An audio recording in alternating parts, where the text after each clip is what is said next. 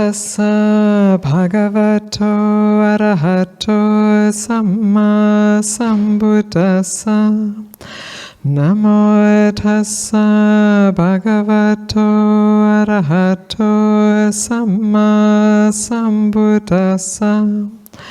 Namo tassa bhagavato arahato samma sambuddhassa.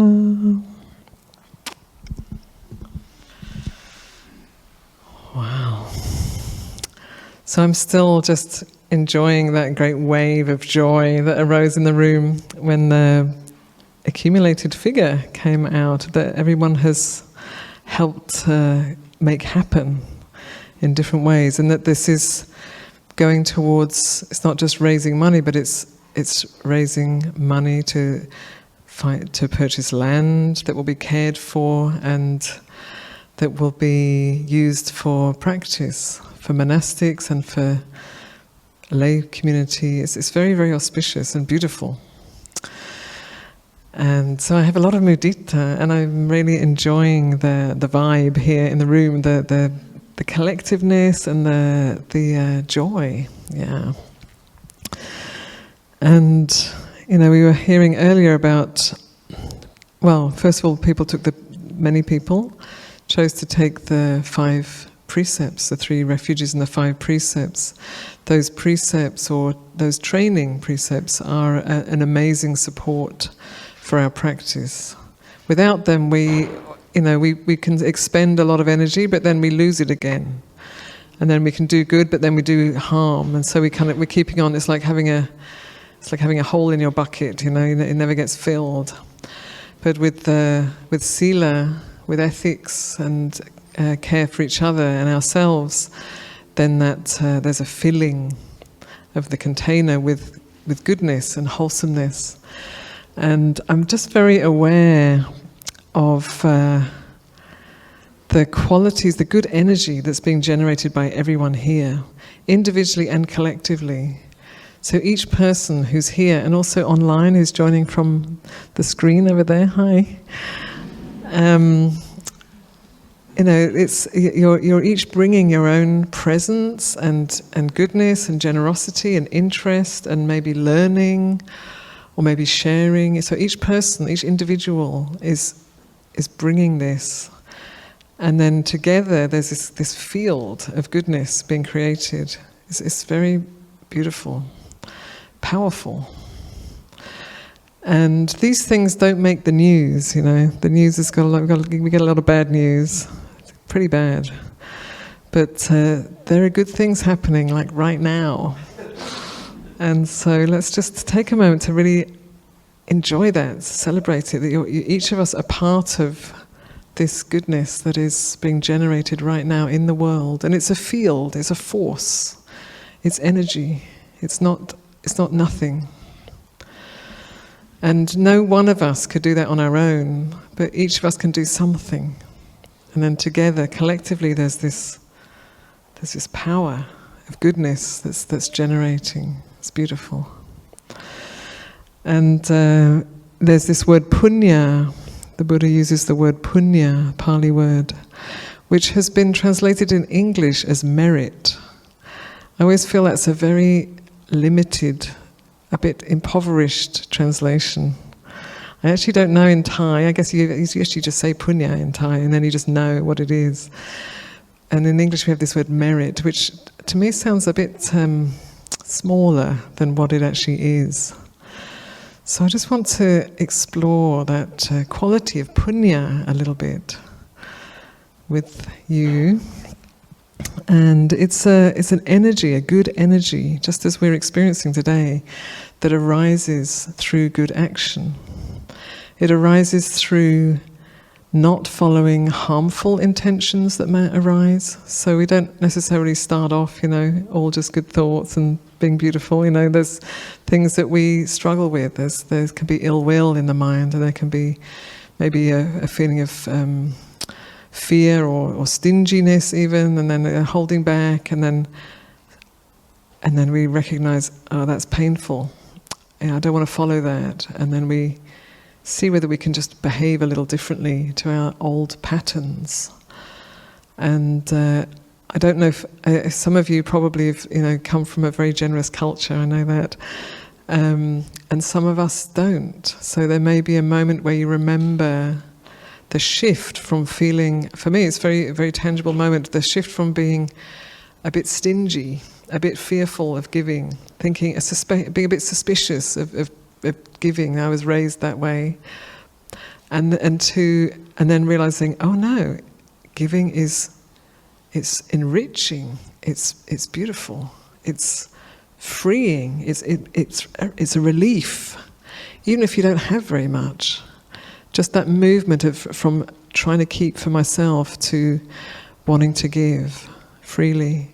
It's a beautiful shift of the heart. It's a whole life change, actually. It changes your life when you realize that there's that letting go. And for me, it was in a monastery where I had that moment where I recognized that these people aren't asking anything from me. They're giving me everything. They're giving me a place to sleep, they're giving me food, they're giving me Dharma teachings, got access to a fantastic library, and this is in Amaravati in England, and they're not asking anything. And then that just brought out this shift of just wanting to give, and just realizing the freedom and the relief, actually, of being generous. So I think everyone here probably is already way into that. But it's so moving from the thoughts of maybe smallness and holding back into opening up and giving and stepping into this experience that generates puñña. So even just not following unwholesome thoughts generates puñña. And then when we, actually generate good, when our mind is more geared, or when we take care of generating good thoughts and good intentions, that's puñña being made then. And then acting on those, more puñña. And then don't stop there, because it's not just that. That seems like it would be enough, Then we've restrained the unwholesome, we've cultivated the wholesome, and we've acted on the wholesome. The gifts have been given, the generosity has happened, okay, but don't stop there, because then we need to recollect that, take that in. I think this is something that we can miss, really taking in the puñña, taking it into your heart, letting yourself be filled by the goodness of your practice. Take a moment, breathe it in. Feel it fill you.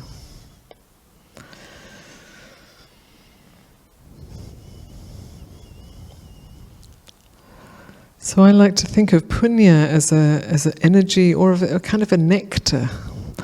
I experience it as a kind of a nectar that just fills your heart and fills your being. And if you take it in that way, it's quite wonderful. And it's not indulgent, it's not bad or indulgent to take that in, to take in the goodness of your generosity and your ethics and your good conduct. Some of us maybe learnt that you shouldn't think like that, you get big-headed if you think that way. But it's not about getting big-headed, you get big-hearted. You let your heart take in all that goodness, and let it be stretched and nourished and filled by that. And then when we feel the filling of that goodness in our own being, then we can share it generously for the benefit of all beings in all directions. So in the suttas, the Buddha actually only refers to puñña as benefiting those in the hungry ghost realm. So he says it specifically supports beings in the hungry ghost realm. And, there are beings, there's the realms that the Buddha speaks about, the different cosmological realms. So a place that people go to that is a place of endless craving. So it's a very, very difficult and painful place to be. But that can also be experienced here in this world. There are people who are caught in that mind state right here in this world, right now. And so the sharing of merit is like and it's also for me that sense of nectar. It's like you're sharing that nectar of goodness to relieve the craving, the endless craving of those caught in addiction, in endless wanting. And this society, it's really set up to encourage wanting, to discourage contentment and satisfaction. It talks about satisfaction, promises satisfaction, but it's one of those kind of hollow satisfactions that doesn't last very long. So the Buddha is pointing us to this. He's not saying you'll get everything you want. He's saying when you let go of that wanting, it's just perfect. It's just perfect like this. It's perfect in its imperfection. Life becomes perfect in its imperfection. So we're not trying to become perfect, and we're not trying to make the world perfect, and we're not expecting that as we practice and progress on the path, the world's going to get easier and nicer. Everyone's going to be nice to us. It doesn't really work like that. But how we meet the world changes.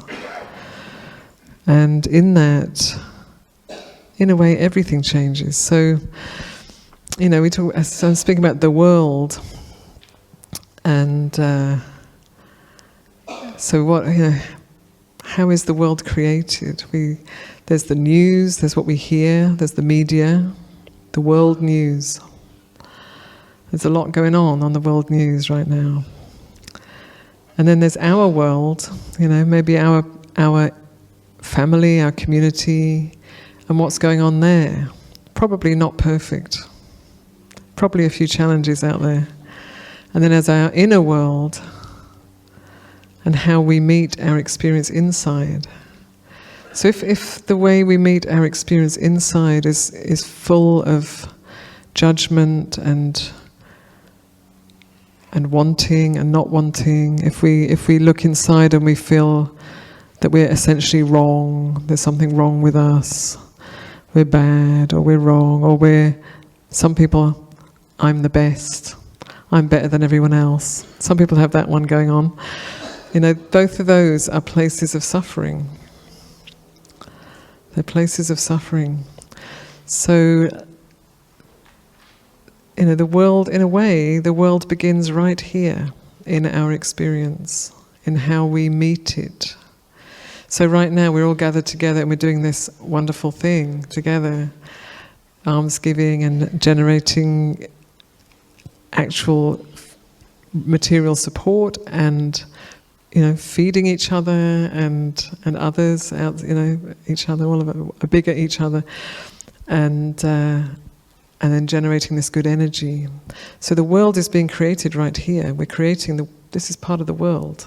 We're creating this in the world right now. And that's true all the time.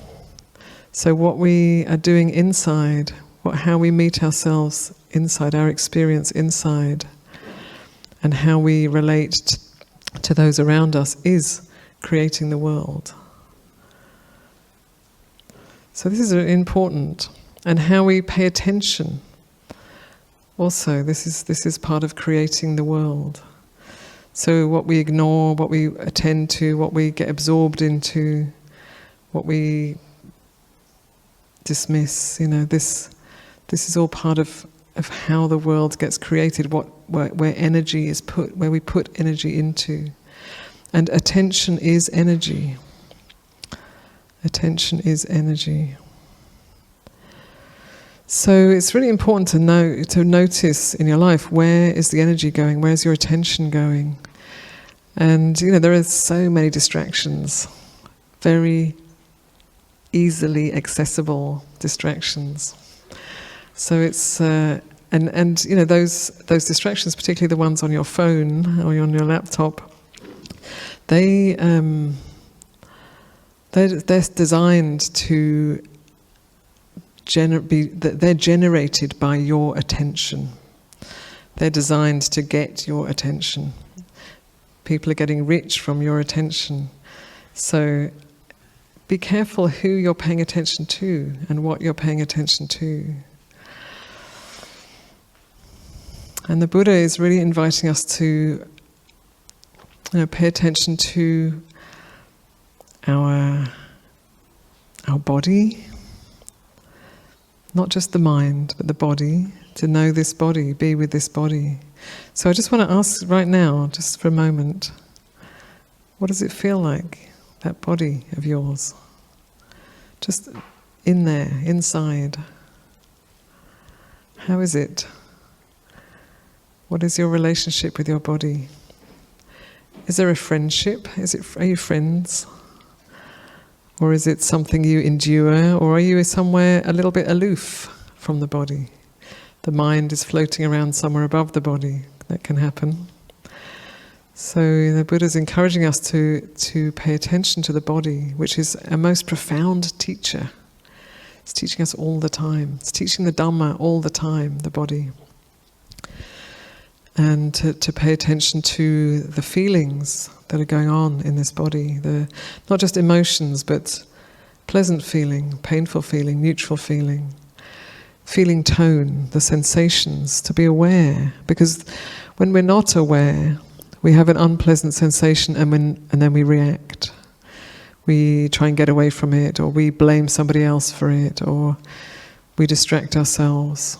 And then we have a pleasant sensation and then we love that, want more of that, get more of that. And then we start to lose perspective on the cost of that, you could say, the repercussions of that. And then a large part of our experience is neutral sensation, neither pleasant nor unpleasant, nothing in particular. So that's, we kind of go to sleep on that, we ignore that. So, and then when we bring careful attention to our experience, our direct experience, how there's a painful feeling, I want to get rid of it. The painful feeling isn't bad, it isn't negative, it's just painful feeling. And then there's this extra piece of pushing away. And the pleasant feeling isn't necessarily good. Some are, some aren't. Isn't necessarily good, but there's this grasping. And so we need to know, we need to be clued in to what's going on here in this body that's teaching us all the time. A neutral feeling that we ignore, generating ignorance, ignoring. So to get familiar with this body as a teacher, what is it teaching us? It's teaching us about constant change. The feelings in this body right now I'm experiencing, changing all the time. The body itself, we just ate a lovely meal and that changes our body. We're changed by that. It's being nourished by that. So change is going on all the time in the body, never stops. Breath. A breath. By its nature, it's change. So this is a teaching that's going on right here in your body. Your best teacher is right there with you every day, 24/7. It's there with you. It's part of you. And then recognizing the different moods that pass through the mind, like the weather. Sometimes uplifted, sometimes depressed, sometimes fearful, sometimes bright and strong. We have all of these different moods that go through the mind, just like the weather changes out here, all changing all the time. And then we take them as me. Oh, this is me. I'm this. I'm whatever particular mood may be going through. We think it's who we are, but we need to notice that those moods are just changing. They're just changing. It's there for a while. And then it changes. And then there's another one.